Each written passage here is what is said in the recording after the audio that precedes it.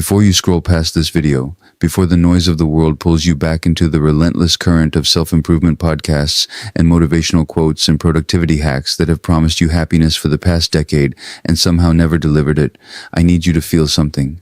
Notice the exhaustion behind your eyes right now, the exhaustion of running, the exhaustion of trying, the exhaustion of doing all the right things, reading all the right books, following all the right routines, and still waking up most mornings with a strange hollow ache in your chest that no amount of optimization seems to touch.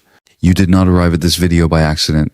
The algorithm did not randomly select this content for you out of billions of possibilities. Something deeper, something older, something more honest than the productivity industry brought you here, because there is a part of you beneath all the chasing that has begun to suspect what almost no one is willing to say out loud. Happiness is not where they told you it would be. It is not at the end of the goal. It is not on the other side of the achievement. It is not waiting for you in the next relationship, the next paycheck, the next version of yourself you keep promising to become. You have chased it for years, for decades maybe. And the more you chase it, the more it recedes. The more methods you try, the more elusive it becomes. The harder you push, the deeper the exhaustion grows. This is not your failure. This is the predictable result of a cultural lie that has been sold to you since the moment you were old enough to understand language. The lie that happiness is something to pursue. It is not. Dr. Gabor Mate, the world-renowned physician and trauma expert who has spent his entire life sitting with the deepest pain of human beings, has taught us a truth that contradicts almost everything modern wellness culture preaches. Dr. Gabor Mate says that the pursuit of happiness, especially happiness defined as the absence of suffering, is itself the source of most psychological misery, because the pursuit requires you to be at war with everything that is not happiness. And what is not happiness?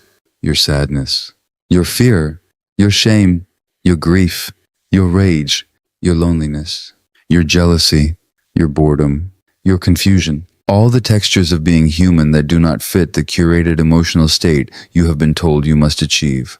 You have been at war with most of yourself for most of your life, and no one wins a war against themselves. Dr. Gabor Mate discovered something through decades of working with patients in addiction recovery, in chronic illness, in the deepest psychological suffering that human beings can carry.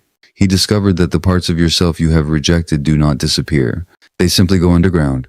They move into what depth psychology calls the shadow. And here's what he found that changed his entire understanding of healing. The only path to genuine peace, to actual wholeness, to the deep quiet contentment that human beings are actually capable of, runs directly through the shadow. Not around it, not above it, not bypassed by it, through it. Today I'm going to show you exactly what this means. Why every method you have tried to engineer happiness has been quietly making you more miserable.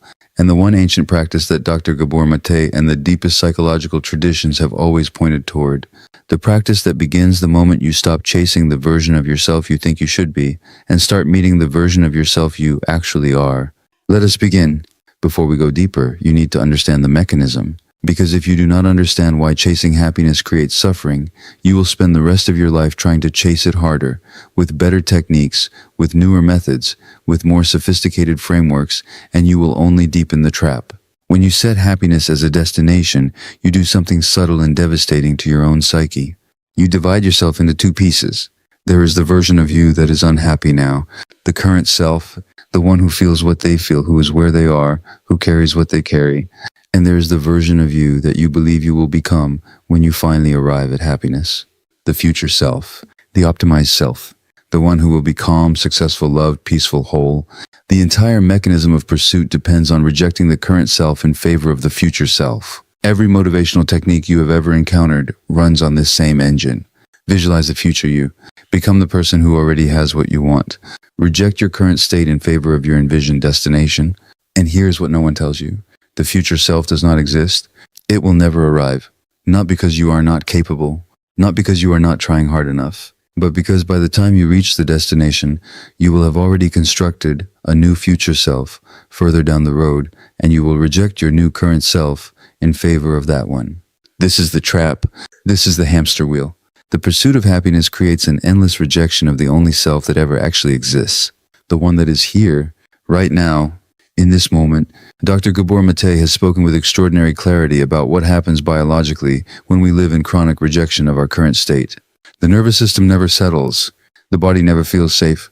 The interior of the human being is permanently structured around the message that who I am right now is not acceptable, that I must become someone else in order to be at peace. This is the foundation of chronic anxiety, of depression, of addiction, of every form of psychological suffering that modern human beings carry in epidemic proportions. Not because there is something wrong with you, because the entire framework of pursuit is at war with the fundamental reality of being alive. And there is a deeper layer. When you reject parts of yourself in pursuit of an idealized future, the rejected parts do not disappear. They do not stop existing. They simply go underground. This is the territory that Dr. Gabor has spent his career exploring. The parts of yourself you have refused to accept do not vanish. They descend into the unconscious, where they continue to live and to operate, but now beneath the level of your awareness. This collection of rejected aspects of self is what depth psychology calls the shadow. Your shadow contains everything about yourself that you decided was unacceptable. The sadness you were told was weakness. The anger you were told was bad.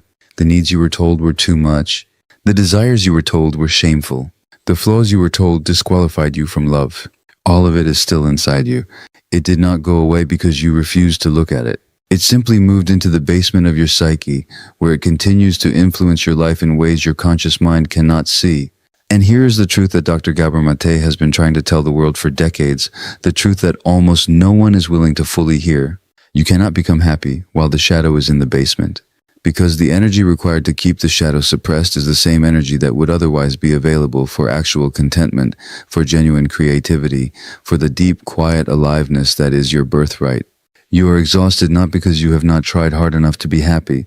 You are exhausted because most of your life force is spent holding down the parts of yourself you have refused to meet. Stop holding them down. That is the practice. That is the entire transformation.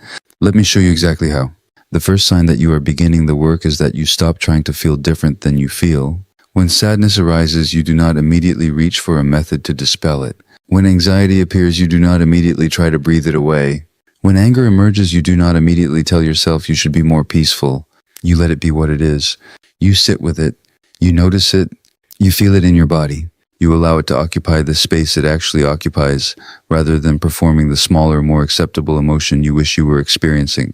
This is the most radical thing you can do in a culture that has trained you to manage your emotions like inventory. To feel what you actually feel without immediately trying to transform it into something more palatable. Dr. Gabor often says that emotion is information. The sadness you have been running from for years is not your enemy. It is data. It is your psyche telling you about loss that was never properly grieved, about needs that were never met, about parts of your life that require honest acknowledgement before they can release their grip on you. When you stop running from the sadness, something extraordinary happens. It does not get worse. It gets clearer. It speaks. And after it has spoken, it begins finally to move through you and out of you. This is what suppression prevents. This is what pursuit prevents. The natural movement of emotion that completes itself only when it is genuinely met. The second sign is that you begin to recognize the parts of yourself you have been disowning. There are aspects of you that you have been pretending do not exist for so long that you have forgotten they are there. The part of you that is sometimes selfish. The part of you that is sometimes jealous. The part of you that is sometimes angry at people you are supposed to love unconditionally. The part of you that wants things you have been told you should not want. These are not flaws. These are the contents of your shadow. And until you meet them, until you welcome them into your conscious awareness, until you stop performing the spiritualized, optimized, polished version of yourself that you think you should be, they will run your life from underneath. The selfish part you refuse to see will quietly sabotage every relationship you build through suppression that eventually erupts. The angry part you refuse to feel will quietly poison every interaction through resentment that leaks out sideways. The wanting part you refuse to honor will quietly drain every accomplishment of meaning because none of your achievements are actually aligned with what you genuinely want. Meet these parts. Welcome them into the room of your awareness, not to act on every impulse, not to indulge every reaction, but to acknowledge that they exist, that they are part of you, that they have something to tell you that the polished surface self has been refusing to hear. This is shadow work. And as Dr. Gabor has emphasized again and again, it is not as dramatic as it sounds. It is simply the practice of stopping the war you have been waging against yourself.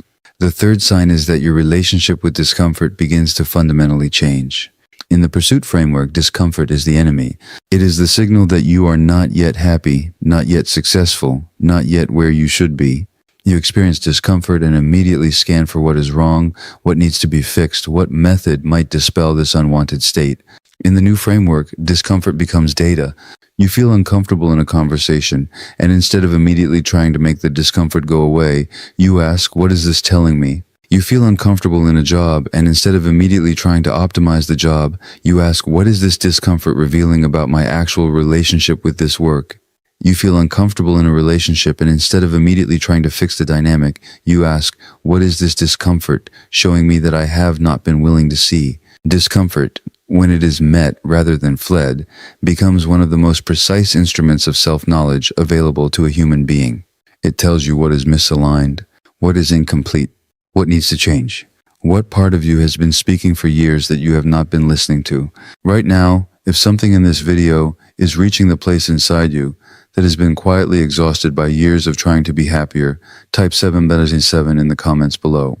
The frequency of the person who is ready to stop pursuing and start being, the signal that you are willing to meet yourself as you actually are, rather than continuing to chase the version of yourself you think you should be.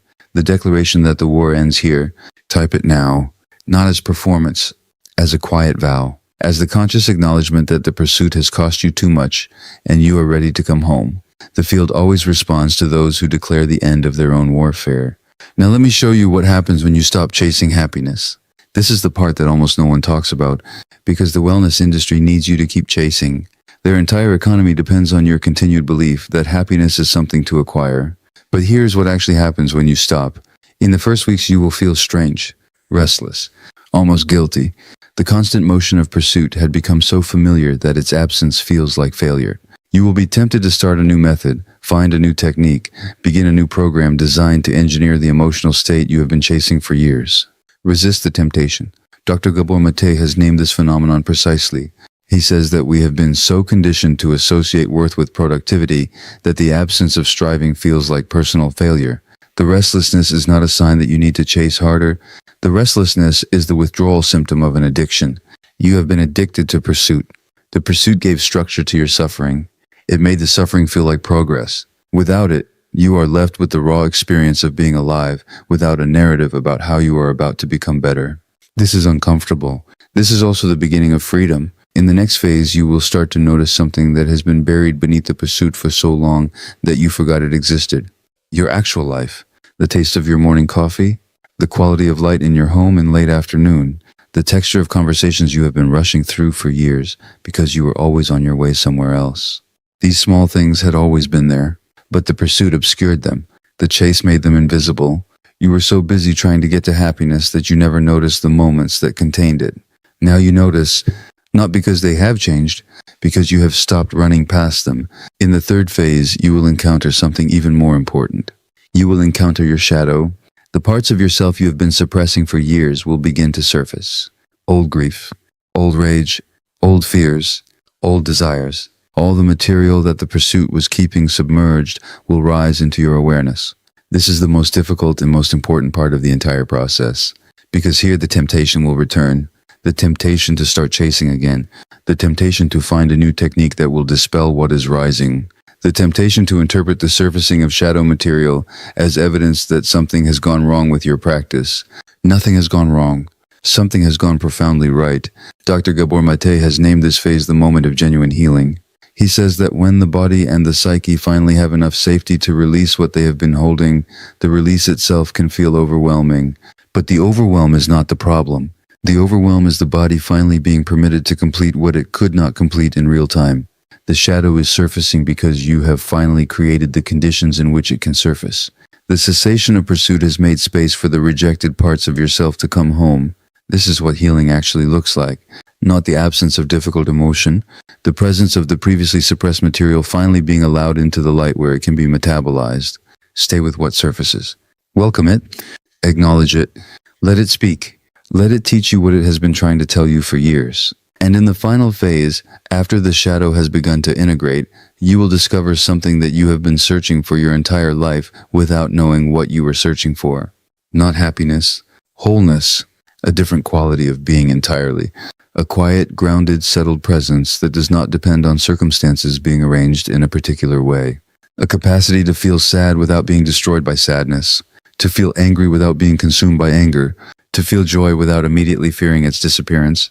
This is the peace that the pursuit could never deliver, because the pursuit was structured around the rejection of most of what you actually are. And wholeness, by definition, requires the integration of everything you are. Now I want to give you something practical, because awareness alone is not enough. You need a method.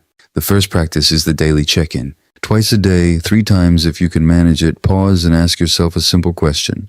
Not what should I be feeling? Not what would a healthier person be feeling? Not what would happiness feel like right now? What am I actually feeling?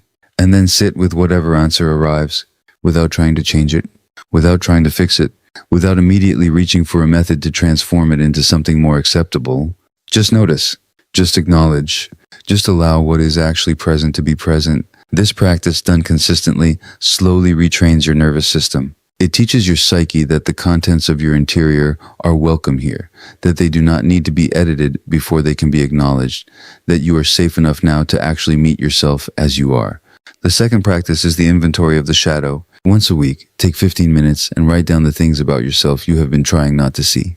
The flaws you have been pretending do not exist. The reactions you have been ashamed of. The desires you have been suppressing. The parts of you that do not fit the version of yourself you have been trying to perform. Do not write to fix them. Write to acknowledge them. The act of writing them down brings them into conscious awareness. And conscious awareness, by itself, begins to disempower their unconscious grip on your behavior. The shadow loses its power, not by being attacked, but by being seen. The third practice is the cessation of pursuit language. Notice how often you speak in terms of becoming. I am working on becoming more peaceful. I am trying to become more confident. I am learning to become more loving. Every time you use this language, you reinforce the split between current self and future self. You strengthen the rejection of who you are right now in favor of who you might become. Replace pursuit language with presence language.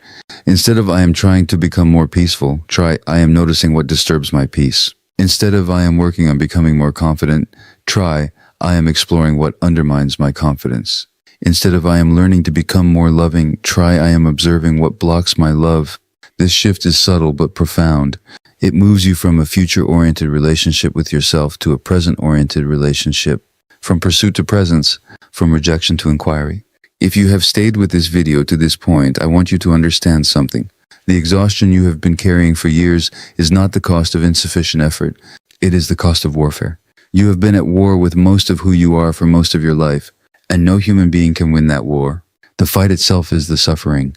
The pursuit itself is the problem. When you finally stop, when you finally allow yourself to feel what you actually feel, to be who you actually are, to honor the full range of your interior without immediately trying to engineer it into a different shape, the exhaustion begins to lift.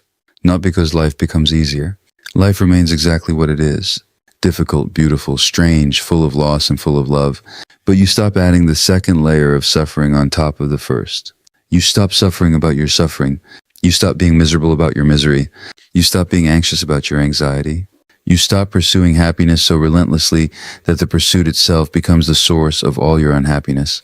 You let yourself be a human being. And human beings, it turns out, are capable of a quality of peace that no amount of pursuit ever delivers. A quiet, deep, settled peace that comes not from the achievement of an emotional state but from the cessation of warfare against your own existence. Dr. Gabor, who has spent his entire life sitting with people in the deepest layers of their suffering, has said that the goal of healing is not to feel good. The goal of healing is to feel real, to be in genuine contact with your own life, including the parts of it that hurt, because only what is felt can be released. And only what is released no longer runs your life from underneath. You will not become happy by chasing happiness. You will become whole by stopping the chase. And wholeness, it turns out, contains a quality of contentment that the pursued version of happiness could never deliver. Because the pursued happiness was always conditional, always dependent on circumstances, always vulnerable to the next loss, the next disappointment, the next time life refused to cooperate with your plan for it.